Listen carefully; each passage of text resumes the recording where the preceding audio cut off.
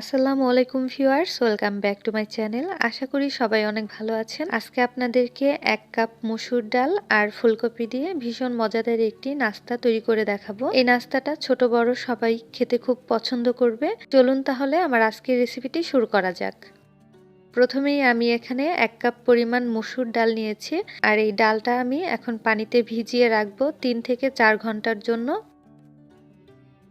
আমি এখানে ফুলকপি নিয়েছি আর এই ফুলকপিগুলো এখন একটা গ্রেটারের সাহায্যে গ্রেট করে নিব। গ্রেটারের বড় যেই সাইডটা আছে এই সাইডটা দিয়ে আমি ফুলকপিগুলো গ্রেট করে নিচ্ছি। আর আপনাদের কাছে যদি গ্রেটার না থাকে সেক্ষেত্রে কিন্তু বটি অথবা ছুরি দিয়েও এই ফুলকপিগুলো কেটে নিতে পারবেন। আমি খুব ছোট ছোট করে ফুলকপিগুলো কেটে নিচ্ছি। সবগুলো ফুলকপি আমি কেটে নিয়েছি। এবার এই ফুলকপিটা ভালো মতো ধুয়ে পানিটা ঝরিয়ে নিব। এরপর আগে থেকে যে মসুর ডালটা পানিতে ভিজিয়ে রেখেছিলাম সেই ডালটা আমি বেটে নিয়েছি।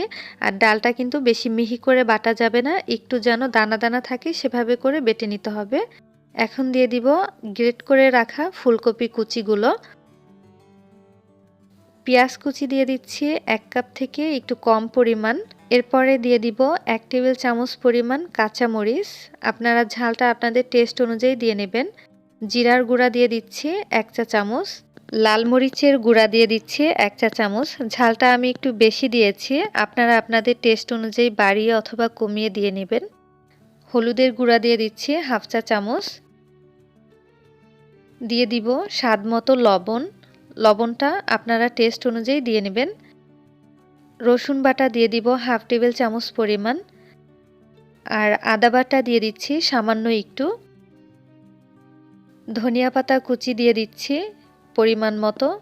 এখন হাত দিয়ে সবকিছু ভালো মতো মেখে নিচ্ছি। আর ফুলকপিটা যেহেতু গ্রেট করে নিয়েছি তাই যখন আমরা পাকোড়াটা ভাজবো তখন কিন্তু খুব কম সময়ে এই ফুলকপিটা সিদ্ধ হয়ে যাবে।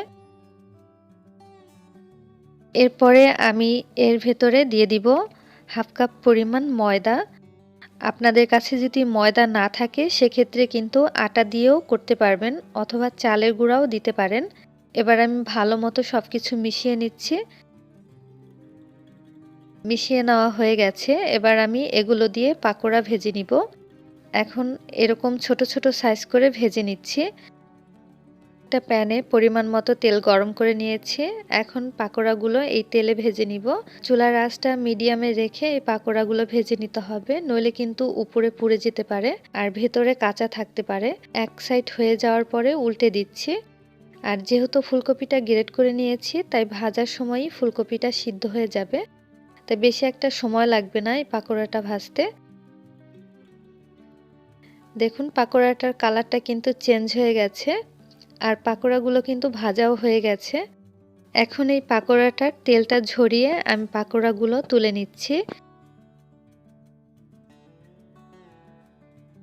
আমি এবার একটা টিস্যু পেপারের উপরে পাকোড়াগুলো রেখে দিচ্ছি। সেমভাবে বাকি পাকোড়াগুলো ভেজে নিব। তৈরি করে নিলাম ভীষণ মজাদার ফুলকপির পাকোড়া। এখন বাজারে প্রচুর পরিমাণ ফুলকপি পাওয়া যাচ্ছে, আপনারা কিন্তু খুব সহজেই এই পাকোড়াটা বাসায় তৈরি করে নিতে পারেন। এটা খেতে ভীষণ ক্রিস্পি হয় আর তৈরি করাটাও সহজ। তাই আশা করছি আমার আজকের এই ভিডিওটা আপনাদের কাছে ভালো লেগেছে। ভালো লাগলে অবশ্যই ভিডিওটি শেয়ার করে দিবেন আর চ্যানেলে রেসিপি পাওয়ার জন্য চ্যানেলটি সাবস্ক্রাইব করে রাখবেন। সবাই ভালো থাকবেন। আল্লাহ হাফেজ।